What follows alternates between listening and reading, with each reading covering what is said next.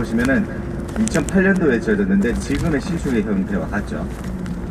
이미 강남에 5년 전 또는 10년 전에 지어진 아파트들이 전국에 퍼진다고 보시면 됩니다.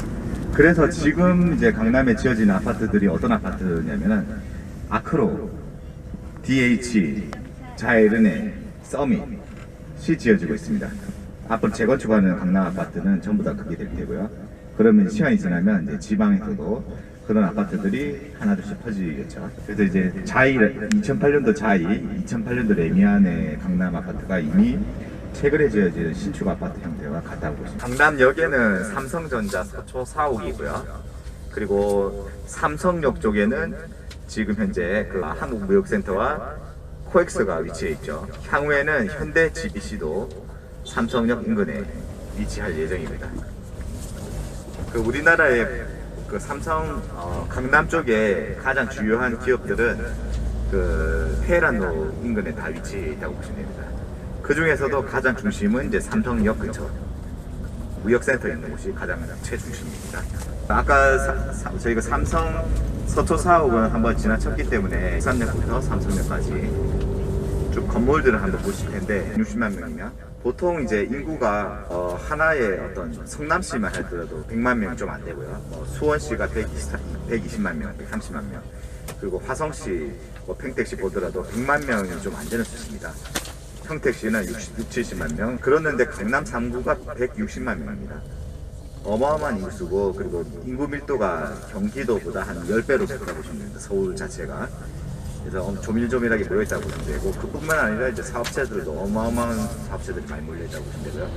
그리고 1인당 GDP는 이제 7만 3천 달러, 우리나라 평균 3만 달러 대비해서 2배 이상의 GDP를 보인다고 보시면 되고요. 아까 이제 종로구 같은 경우에는 GDP가 23만 달러였습니다. 그에 비해서 이제 7만 3천 달러로 나타나는 이유가 전체 평균이기 때문에 그렇습니다. 도소매업들, 일반적인 가게를 하시는 분들이 굉장히 많기 때문에 평균적으로 나왔다고 보시면 되고요. 1인당 근로소득은 이제 5만 3천 달러. 물론 사업하시는 분들은 더 많이 벌겠죠. 근데 근로소득으로 봤을 때 5만 3천 달러. 대기업들도 많고 연봉들이 전체적으로 높다고 보시면 됩니다. 우리나라 3만 달러에 비교했을 때 5만 3천 원이면은 2배 가까운 수치. 그리고 주요 산업으로는 이제 전문직, 정보통신업, 건설업, 금융업, 제조업. 여기서 제조업은 이제 공장이 아니라 본사라고 보시면 될 것 같습니다. 본사. 나머지도 본사 개념으로 있기 때문에 도심에서 나타나는 주요 현상입니다. 보통 도심이 아닌 곳에서 우리나라의 그 산업 형태를 보면 그나마 자체적인 산업이 있다고 하는 곳은 제조업이 1등입니다. 제조업, 우리나라는 이제 제조업이 20%가 넘기 때문에 웬만한 도시들은 제조업을 중심으로 구성이 되어 있는데 각종 산업들이 이제 분포되어 있다고 보시면 될 것 같습니다. 바로 밑에 지도를 보시면 지적 편집도를 좀 활용하시는 분이 있을지 모르겠지만 저는 이제 항상 지적 편집도로 지도를 봅니다. 보시면 색깔로 구분이 되어 있습니다.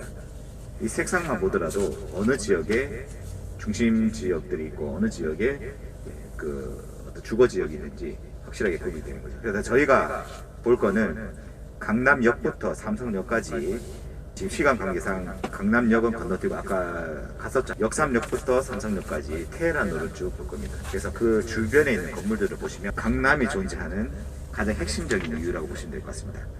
여러 가지가 있을 거예요. 아크로 리버파크, 레미안, 자이 여러 아파트들 얘기 많이 하시지만 제2의 강남이 될 수 없는 이유는 이 테헤란로에 있는 건물들을 제2의 도시를 만든다고 했을 때 10분의 1도 갖다 놓기가 힘들 겁니다, 아마. 그래서 그게 가장 핵심적인 이유이기 때문에 요 건물들을 보시고 입지를 선정하시면 흔들리지 않으실 겁니다. 이게 강남이 힘든 이유가 이 건물들이 어디에도 이제 옮겨지려고 하면 10분의 1조차도 옮기기가 너무 힘듭니다. 강남역 건너뛰고 역삼역부터 시작했습니다. 역삼역부터 지금 선릉역 쪽 방향으로 가고 있고 지금 이제 선릉역에 도착을 했습니다. 선릉역에서 이제 삼성역까지 이어지는 부분. 지도 16페이지 지도상에서 보시는 것처럼 그 부분들이 이제 빨갛게 칠해져 있는 상업지역입니다. 9호선이 좋지 않느냐, 7호선이 좋지 않느냐 얘기하지만 실질적으로 도시계획은 2호선 라인, 테헤란로 라인의 상업지역으로 지정이 돼 있고 그곳에 건물들이 다 모여 있습니다. 하지만 용산에 진짜 전폭적인 지원이 이루어져서 용산에 집중적으로 건물이 지어진다고 한들 강남에 있는 건물들을 3분의 1도 갖다 놓기가 힘듭니다. 용산 제2의 강남은 불가능합니다. 이 건물들에서 일자리가 나오고 산업들이 생성이 되는 거죠. 중심 산업들, 도심 산업들, 전국구 단위의 도심 산업들, 그리고 본사들, 이 도로에 집중되어 있다고 보시면 됩니다. 테헤란로에 집중되어 있다고 보시면 됩니다. 그리고 테헤란로, 삼성전자 서초 4호역에서 시작되는 강남역에서 시작되는 테헤란로의 종점지가 이제 삼성역인데 가장 번화해 있고 땅값도 가장 비싼 곳이 삼성역입니다. 삼성역의 땅값 평당 가격은 약 3억 원 정도 합니다. 평당 3억 원. 몇 년 전까지만 해도 평당 1억 원 했었는데 현대 GBC도 계획되고 하면서 평당 3억 원입니다. 평당 3억 원에 구할 수 있으면 다행입니다. 테헤란로에 위치해 있는 그 평당 가격은 3억 원입니다. 종로보다 비쌉니다. 예전에는 종로랑 중구가 더 비쌌는데 뉴스에서 한 번씩 나왔었죠. 근데 지금은 이제 비교할 수 없을 정도로 여기가 훨씬 더 비쌉니다. 그래서 이제 강남의 꼬마 빌딩이라고 하면 여기 이면도로 쪽에 그 테헤란로가 아닌 일반 이종 주거 지역에 있는 곳의 꼬마 빌딩 한 채가 100억씩 합니다. 100억씩. 조그만 거 한 채도 100억씩 나갑니다. 예전에 현대 GBC 부지가 10조에 거래됐다고 했는데 지금은 훨씬 더 비싼 가격에 거래가 되겠죠. 만약에 거래를 한다고 하면 수십 조에 해당되는 그 값어치로 평가를 할 수가 없는 부지입니다. 대한민국에서 가장 핵심적인 부지이기 때문에 금액을 평가를 할 수가 없습니다. 지금 바로 좌측에가 현대백화점이고 그 다음 보이는 곳으로 호텔도 있고 그 좌측으로 해서 이제 코엑스가 있고 안으로 더 들어가면 이제 한국무역센터가 보입니다. 그 맞은편에는 이제 한전부지를 현대에서 매입해서 현재 GBC를 지을 공간이 있고요. 그리고 이 공간 자체를 뭐 영동고속도로 지하화를 통해서 지상은 전부 다 공원으로 만들고 지하로 도로를 다 빼는 걸로 계획이 되어 있죠. 대한민국 최중심지. 다시 말씀드리자면 이 지역은 이 위치는 돈으로 환산이 불가능합니다. 10조 원 주고 구입을 했다고 하지만 사실은 돈으로 매길 수 없는 가치의 땅입니다. 현대 GBC가 만들어지면 직접 일자리가 10만 명 정도 고용이 되고요. 그 10만 명으로 인한 간접 일자리, 뭐 도소매업, 숙박업 비롯해서 간접 일자리가 다 합쳐서 한 100만 개가 만들어지죠. 강남 3구가 지금 160만 개의 일자리가 있는데 현대 GBC가 만들어지면 100만 개의 일자리가 더 생기니까 앞으로 이곳 주변에 어떻게 해야 될지 지금 사실은 대책이 없습니다. 주거시설들 부분에 대해서 대책이 없습니다. 지금 솔직히.